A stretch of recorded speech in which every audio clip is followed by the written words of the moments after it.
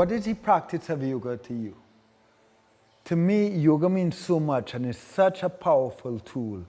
It's a tool to increase our capacity to love. It's a tool that could increase our relationship, improve our relationship to ourselves, each other, the God of our understanding. All of it. Such a powerful, powerful practice. Unfortunately, I do feel like yoga being practiced today is just being practiced on the surface.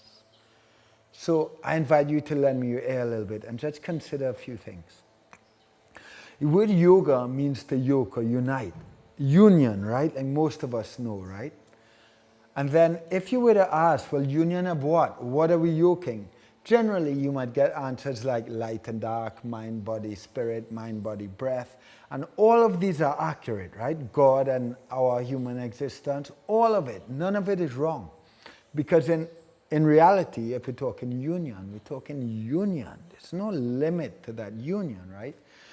So I invite you to think of yoga as a marriage.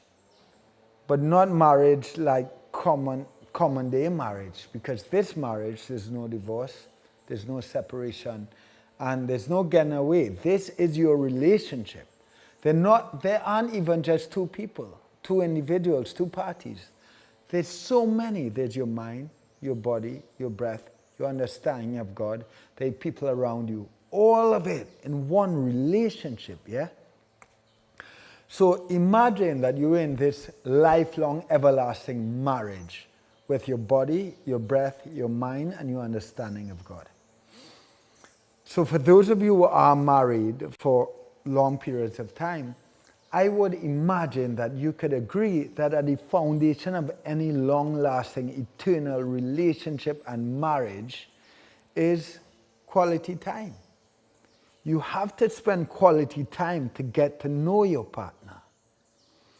Now, nowadays, the practice of yoga doesn't really look too much like quality time. It looks pretty disconnected, pretty fast, and it almost looks like if you were to walk in the house, say hello to your wife or husband, sit down on the couch and start eating potato chips and watch TV, flick through channels with no real connection, no real intimacy.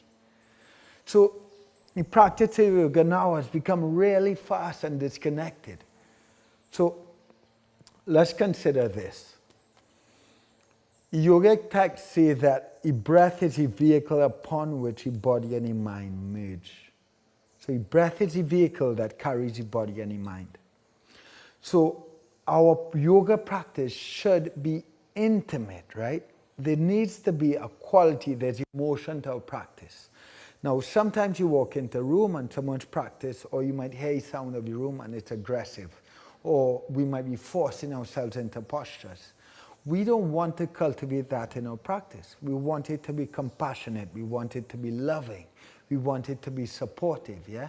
These are qualities we want to cultivate in our relationship. So back to the teaching of yoga. How is that union created? How do we create that union of mind, body, breath, spirit? So the breath is the vehicle upon which the body and the mind merge, right? Concentration is one of the 8 limbs of yoga. So we have to be present and step into a place of concentration so that we could start to link our body and our breath. They move together. The mind has to be engaged for that to happen. And that's how the mind, the body, and the breath all unite in the same place at the same time. The very first teaching of yoga, yeah, like we mentioned, Atha Yoga Nuchasanam. Yoga begins now. It doesn't begin in the pose that follows. It doesn't begin in the pose that we just came out of. It begins in every breath, every sensation of that moment. Where's our breath? Where's our body? Where's our mind? That's where yoga lives, right? So the mind has to be engaged for the breath and the body to move together, right? The breath is the vehicle upon which the body and the mind merge. Now, one of my favorite teachings of yoga, Krishnamacharya and Desikacharya both say that Hatha Yoga is pranayama. Now, very often we think pranayama is breath control, but it's actually breath extension. So imagine, Hatha Yoga is breath extension. which now means, humor me for a sec, yoga nowadays kind of looks like more like aerobics and a really fast-paced, disconnected practice, right? It's like sitting on your couch eating potato chips. Movement is like this. Really fast. Imagine that was my breath, right? That's how we practice yoga nowadays for the most part. But when I understand that yoga is breath extension, and I still understand that my body and my breath need to be in sync, now look at what happens to our practice.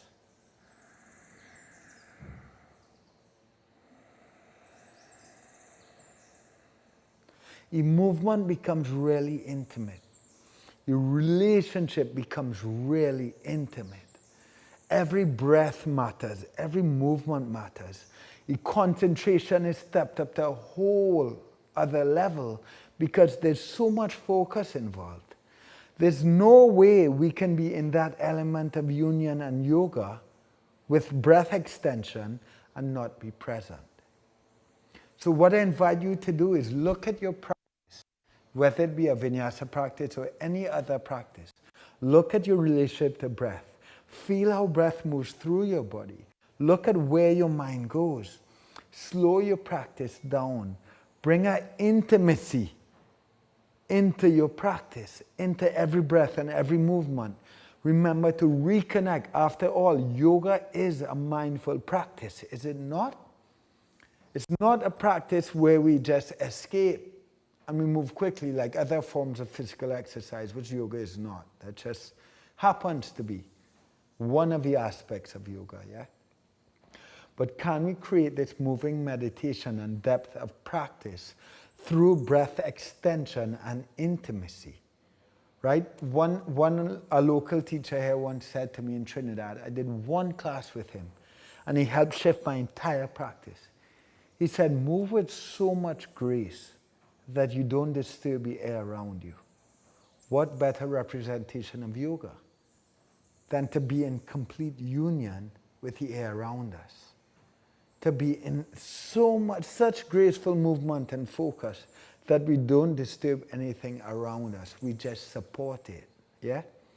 So we'll have a lot of follow-up discussions about our practice, but see if you can slow your practice down. See what energy and what emotions you're cultivating in your practice.